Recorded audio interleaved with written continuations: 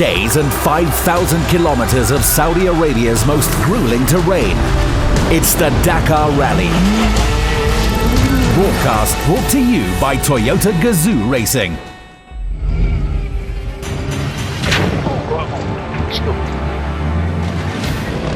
Two out of two for Daniel Sanders. The Aussie leads the Dakar. It's a good start, and we just got to keep doing what we're doing and trust my instincts. Learning quickly, Seth Quintero captures his first ever special in the ultimate class. 22 years of age and to get a T1 win is something I never expected. The youngsters in command. Mitchell van den Brink wins and leads the rally for the first time.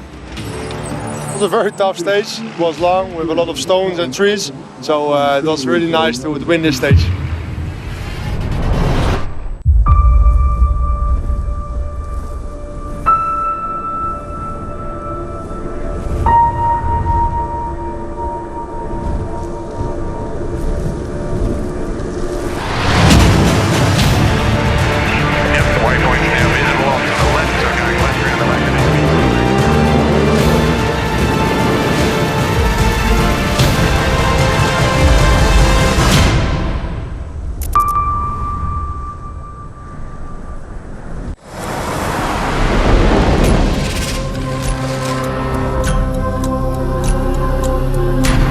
It was a demanding stage for sure. I haven't had dust like that forever.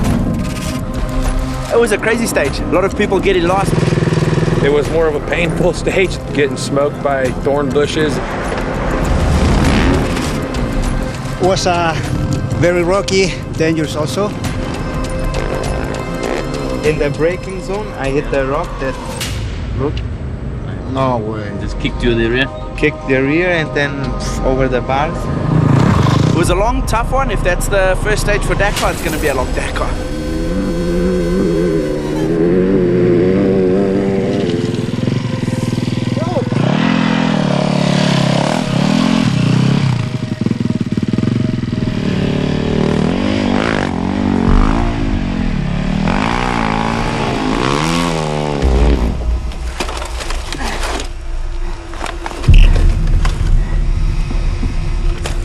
Só tirar a pedra, the rock.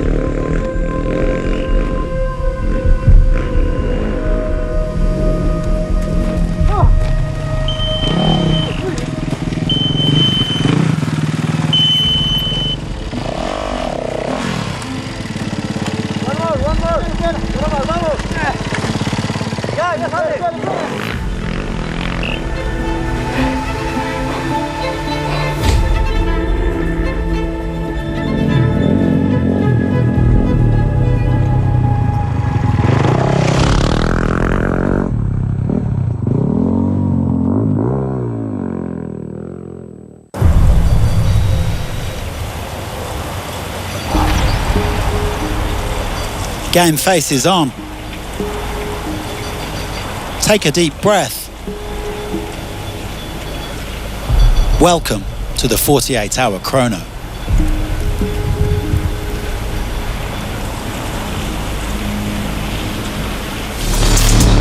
Ultimately, today is about going as far as you possibly can.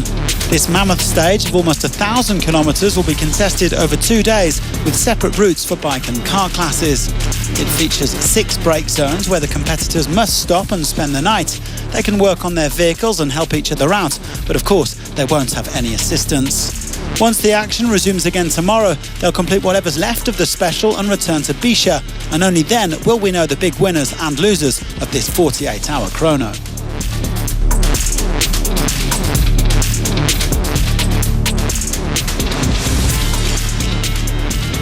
Prince Khalid, the president of the Saudi Automobile and Motorcycle Federation, came along to see the riders off early this morning.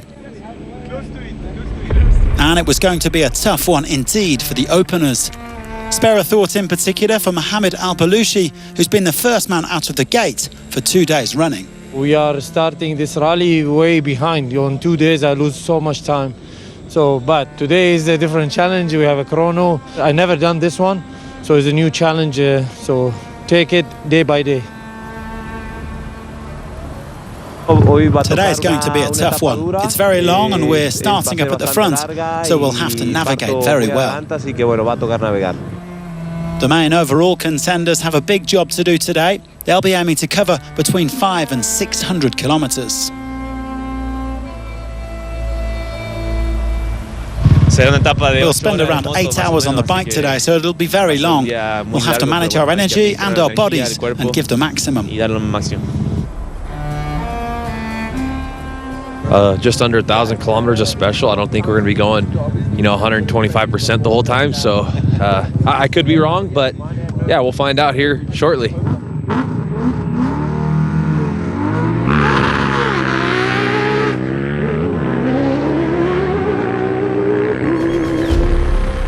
After dominating the Rally 2 class last year and notching the W2RC title, Bradley Cox has stepped up to Rally GP in 2025. The son of an off-road racing legend, Alfie Cox, who claimed 3 Dakar podiums in the bikes, Bradley has racing in his blood. He already lost a fair bit of time in yesterday's tough opener, but he was hanging on in the top 10 today.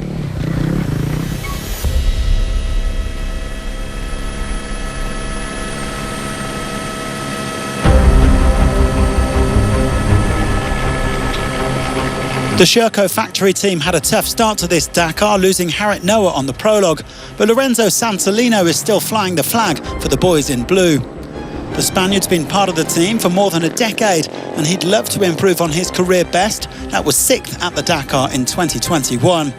However, he did lose a fair chunk of time today, almost an hour, and it's going to be hard to claw his way back to the front runners.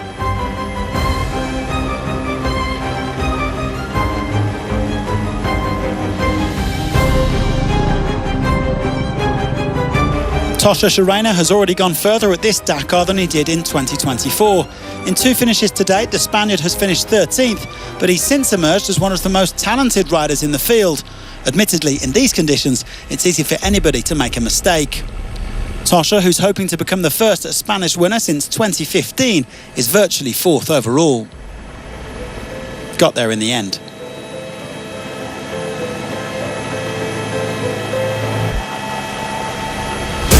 Well, eventually all of the top riders caught each other today, making several big groups out at the front.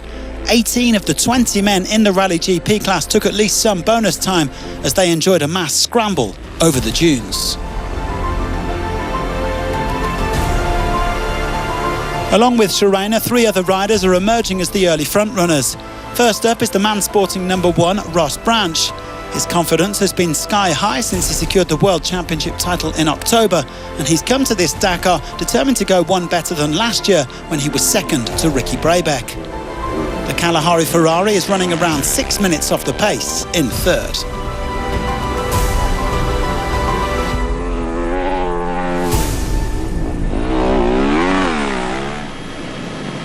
Well, in second is the man who pipped Branch to last year's Bedouin Trophy, Ricky Brabeck. The Americans talked about how challenging it is to go back-to-back at the Dakar. Nobody's done it since Coma 10 years ago. Ricky's first goal is to reach the rest day and then see where he's at. Well, on current form, he should be right up there. The American is virtually second overall.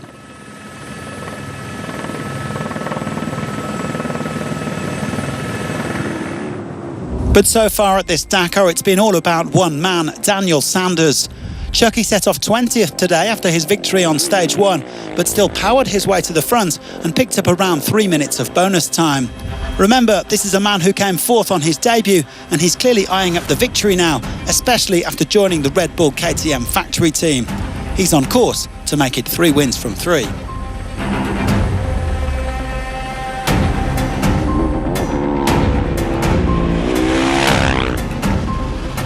The times won't be official until we get to the end of the 48-hour chrono tomorrow, but all of the top bikers have reached Bivouac E at kilometre 625.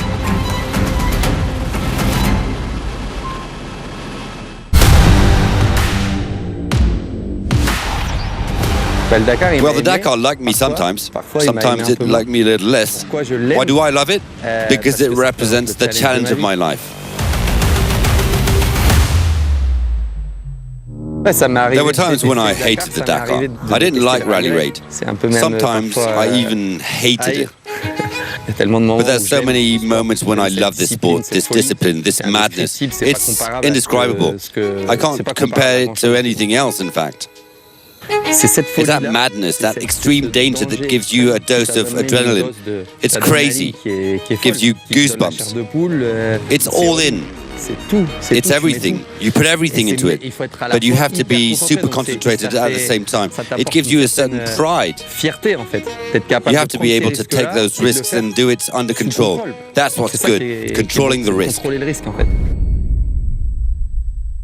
The mental side is more than 50%. Little by little, in fact, in my career, I have been able to compare myself physically with my rivals and the guys who have won the Dakar.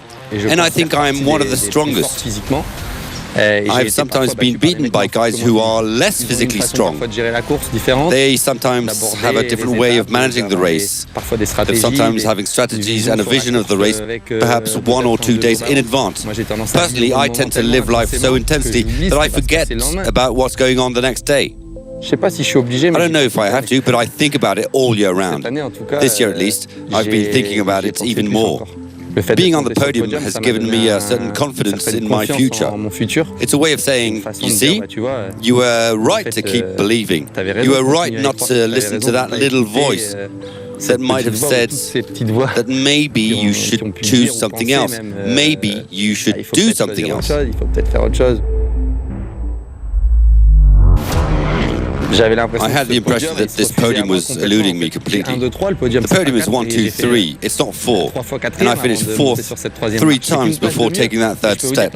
It's only 1 place better, but I can tell you that the feeling from 3rd to 4th is incomparable.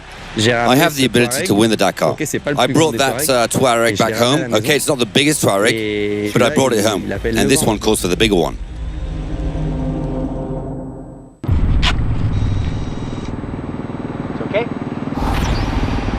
It's chrono o'clock and some last-minute cramming for the original bimoto class.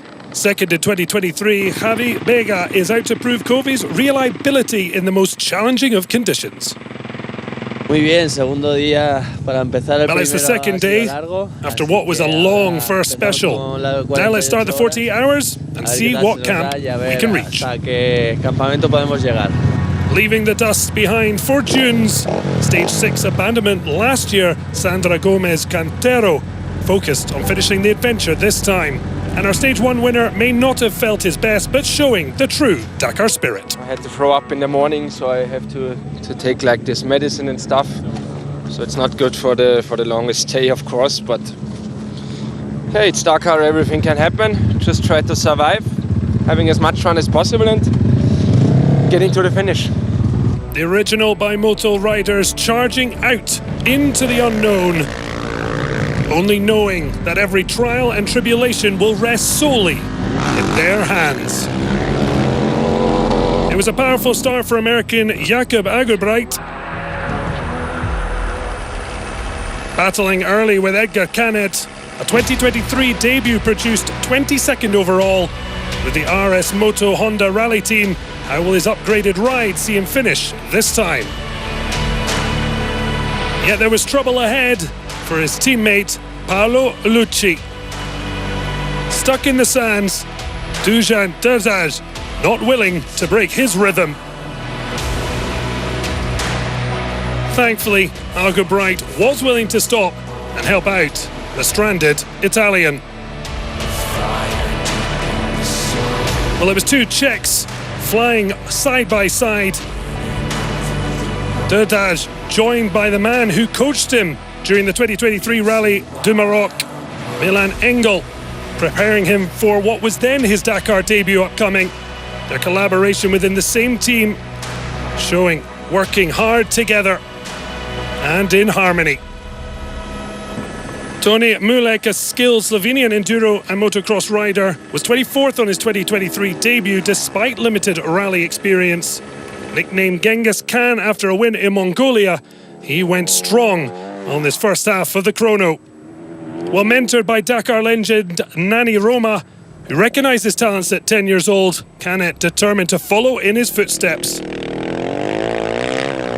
While his ultimate dream is to lift the Dakar Touareg trophy, his 2025 goal is clear: finish, learn and prepare to fight. And certainly learning plenty as he got lost.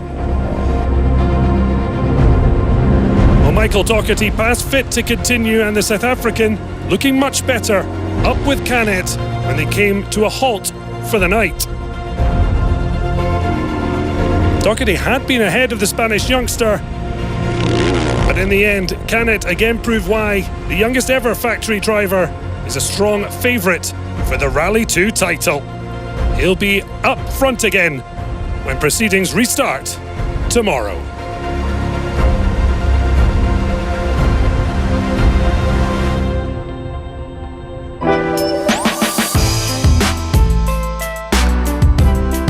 Well, this is how things stand for now. But of course, we won't know the full extent of the progress until the finish tomorrow.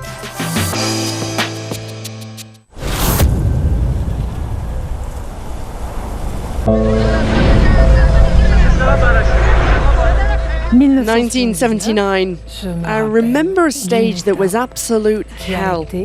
Hell for everybody. L'enfer pour tout le monde.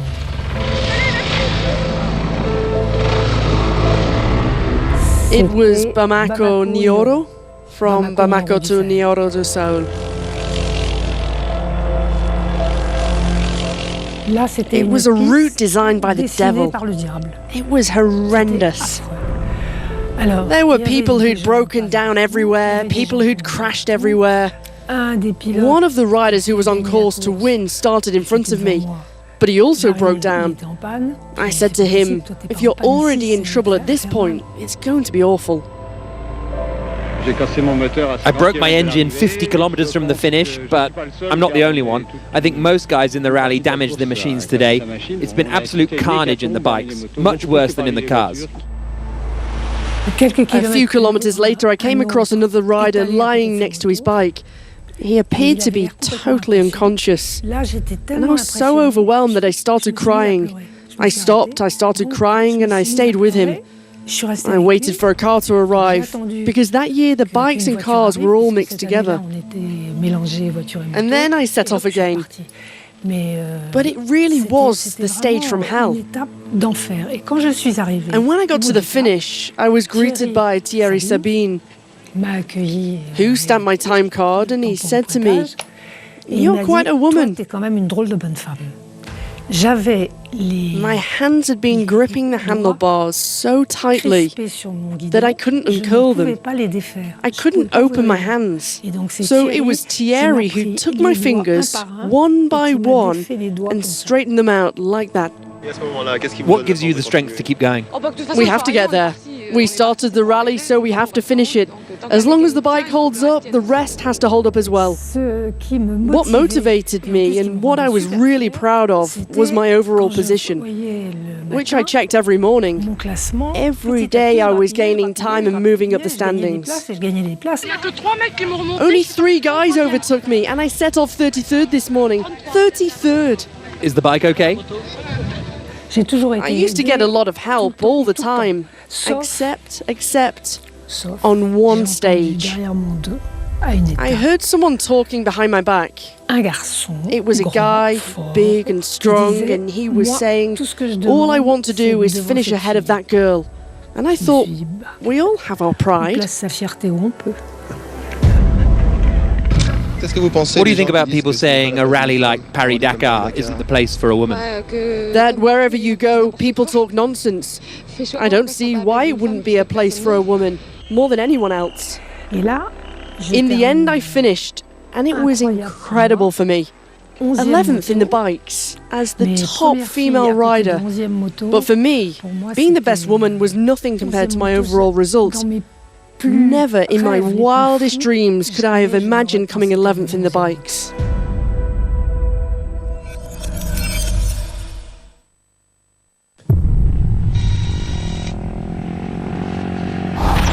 The Dakar claimed its first retirement in the Ultimates yesterday on only the first stage. Laia Sanz had a big accident in her Century CR7. After 11 entries on a bike and finishing 15th overall last year, it was a sad end for Sanz and co-driver Maurizio Girini. There were plenty of battle scars around the bivouac ahead of one of the toughest stages on the rally. Seth Quintero won yesterday. Will he be winning every day? If he did, then that's awesome. Then that's sweet. I take it. That'd be awesome. We'll see. I don't know. Sunrise and time for the 48-hour chrono. 967 kilometers coming up. The Dacia gang were ready, and Guerlain Chichery had his game plan sorted. We have pretty simple strategy. We want to go fastest as possible. We want to stay focused and find the right balance between the speed and taking care of the cars, and that's the plan. After winning stage one, Seth Quintero got to open a Dakar stage for the first time. It was a task that most of his experienced rivals were not keen on, and rightly so. Quintero made it to 626 kilometers, but was 47 minutes off the lead.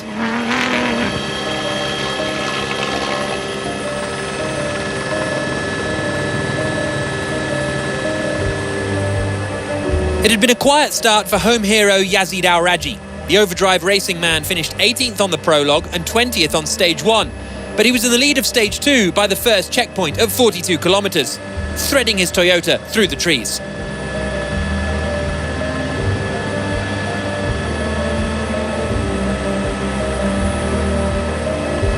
Chasing him all the way, though, was Nasser Al-Attiyah in his Dacia.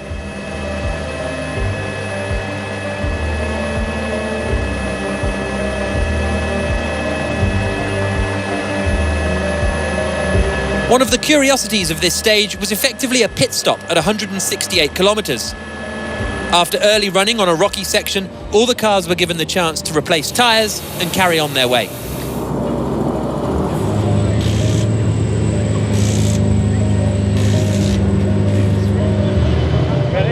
A new set of boots for second place Al-Attiyah in his Dacia.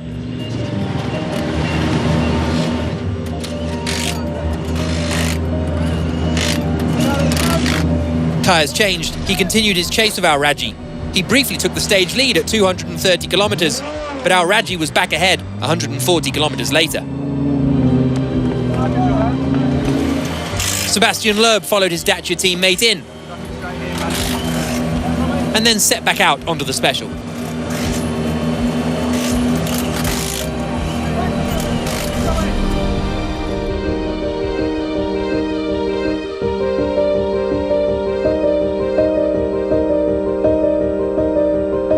Loeb had started well, and at 325 kilometers, it was a Dacia Sandriders 1-2, with Al-Attiyah 4 minutes ahead of Loeb.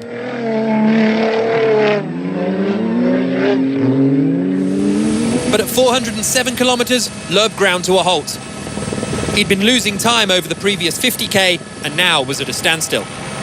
His teammate Cristina Gutierrez was on hand to help out, but Loeb finished the day 18th, half an hour off the lead.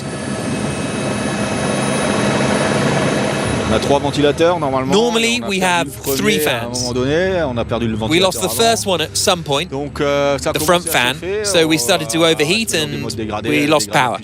We started to stumble on like that for a bit, then we lost a second fan, and then it started to really get hot. We were in survival mode, and then we lost the third one, so no more fans, and the engine cut out and went into safety mode. Another driver yet to hit his stride is two-time winner Nani Roma. He raced an M Sport-entered Ford last year, ahead of the American Marque's full factory effort this season, and after 400 kilometers, he was running third. Carlos Sainz was having a classic Carlos Sainz performance. Solid, consistent, and within the top 10. He reached the dunes section without much drama.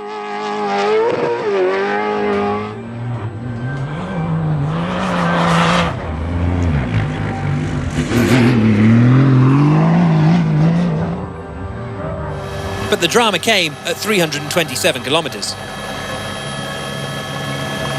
Guy Botterill almost followed Sainz over.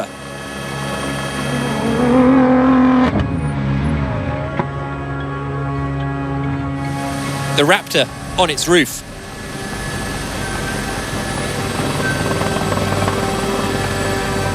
Sainz and co-driver Lucas Cruz tried to right it, but assistance was needed.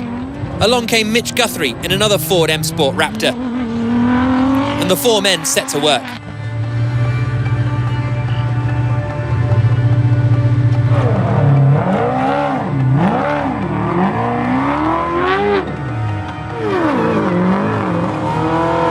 A few techniques were required.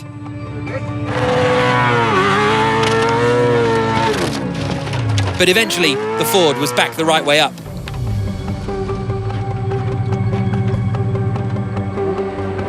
Minus some bodywork, Sainz was back on his way. This is not ideal. We had a roll over a dune. The car is a bit banged up. And so are we. Sainz lost over 20 minutes in this incident, and with a few other problems, he finished the day almost an hour off the lead.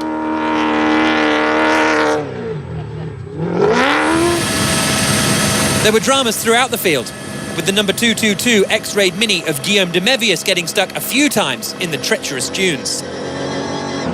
It was a strong day for the ultimate debutant Toby Price, who was running 9th at sunset.